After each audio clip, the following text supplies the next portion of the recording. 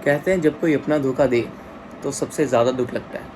मेरा करीबी दोस्त, मेरा बेस्ट फ्रेंड विट्ठल कानिया मेरे को धोखा दे रहा है, मेरे दिल से उतर रहा है। इसलिए नहीं कि इस पर लड़कियों के मैसेज नहीं आते, इसलिए कि 2 वीडियो रिकॉर्ड करो और इसकी स्टोरेज फुल। मैंने अपनी सारी वीडियोज़ और फोटोज़ उड़ा दी, लेकिन कोई सोल्यूशन मिल नहीं रहा। लेकिन अब मसला ये है कि मैं घर से किसी का फ़ोन उठाकर बाहर शूट कर नहीं सकता, लेकिन यहाँ पर बैठ कर बात हो सकती है। तो अगर आप किसी की फालतू बकवास सुनने में इंटरेस्ट नहीं रखते तो आप चले जाएँ। नहीं गए, चलिए शुरू करते हैं। अब जैसा कि आप देख सकते हैं कि जगह और कपड़े दोनों चेंज है, लेकिन लड़का वही है। एंड ऑल्सो कहानी शुरू करने से पहले मैं बता दूं कि I am making this vlog from the trash footages.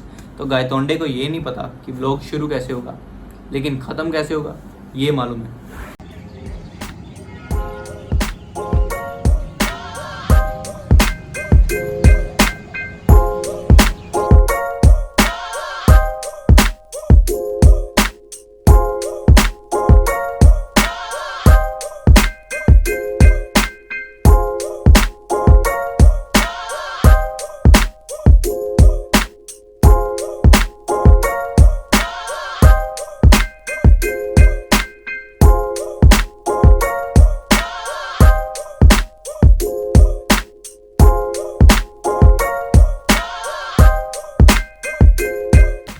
सुबह के 7 बज रहे हैं और मेरे को स्कूल जाना है। मतलब मैं नहीं जा रहा स्कूल, मेरे को अपनी बहन को छोड़ने जाना है। और अगर आपका कोई छोटा भाई और बहन है तो आप मेरा दर्द समझ सकते हैं। यहाँ पे मिस्टेक हो गई। अगर आप लड़के हैं और आपका कोई छोटा भाई बहन है तो आप मेरा दर्द समझ सकते हैं। भगवान पे विश्वास रखते हैं आप? और कौन कहता है कि बच्चे भगवान का रूप होते हैं? पीछे आवाज़ें सुन रहे हैं, 2 घंटे से इनको चुप करा रहा हूँ, लेकिन इनको किसी का, खैर छोड़ो।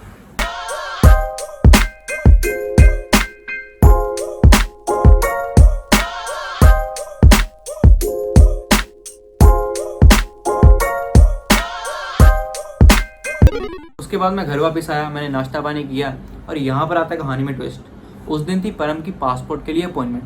परम कौन? मेरा दोस्त। अगर ये व्लॉग 3 इडियट मूवी है तो उस मूवी का चतुर मतलब परम। मेरे को परम का फ़ोन आया, उसने मेरे को बोला कि चल।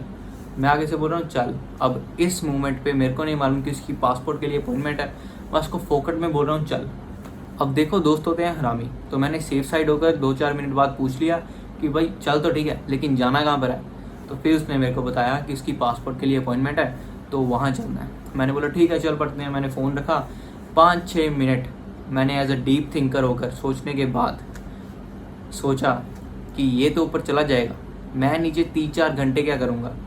तो फिर मैंने उठाया अपना फ़ोन और मैंने किया करण को फ़ोन। करण कौन? मेरा दोस्त। अब अगर ये व्लॉग 3 इडियट मूवी है तो उस मूवी का फरहान मतलब करण। तो मैंने किया करण को फ़ोन, मैंने बोला भाई चल। वो भी आगे से मेरे को बोल रहा है चल, पता उसको भी नहीं जाना कहाँ पर है। अब देखो बॉयज़ की कहानी, boys are not coming slow. तो बस, तो फिर उसने भी सोचा कि दोस्त होते हैं हरामी, तो उसने भी मेरे को पूछ लिया कि भाई चल तो ठीक है, लेकिन जाना कहाँ पर है। फिर मैंने उसको बताया कि परम की पासपोर्ट की अपॉइंटमेंट है, वहाँ पर चलना है। तो उसने मेरे को बोला ठीक है चल पढ़ते हैं। अब देखो परम का था काम, उसका तो जाना था ज़रूरी। हम दोनों उसके साथ जा रहे हैं एकदम फोकट में। हमने सोचा कि ये जाएगा ऊपर अपनी अपॉइंटमेंट के लिए, हम इसकी एक्टिवा लेके फुर। और हुआ भी यही, वो गया ऊपर अपनी अपॉइंटमेंट के लिए, हमने उससे एक्टिवा की चाबी छीनी और हम एक्टिवा लेके निकले। हम सबसे पहले पहुंचे पास वाले ट्रिलियम मॉल में। अब देखो ट्रिलियम मॉल में मैं 2 दिन पहले हो गया था। डीकैथलॉन व्लॉग देखा आपने पिछला? नहीं देखा? जाकर देखो। हाँ, तो फिर ट्रिलियम मॉल में हमें कुछ खास मज़ा नहीं आया। करण मेरे को बोल रहा है कि भाई चलते हैं सेलिब्रेशन मॉल में, ठीक है। और फिर हमने डाली गूगल मैप में सेलिब्रेशन मॉल की लोकेशन, और सेलिब्रेशन मॉल जो था वो ट्रिलियम मॉल से था 6 किलोमीटर दूर। और हमें घंटा फ़र्क नहीं पड़ता यार, क्योंकि ना तो हमारी एक्टिवा है और ना उस एक्टिवा में जो पेट्रोल है वो हमारा है। तो हमने एक्टिवा ली, हम निकले सेलिब्रेशन मॉल के लिए।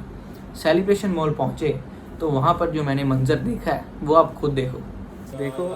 हम मॉल में आए थे कुछ घूमने, लेकिन क्या कभी आपने ऐसा मॉल देखा है?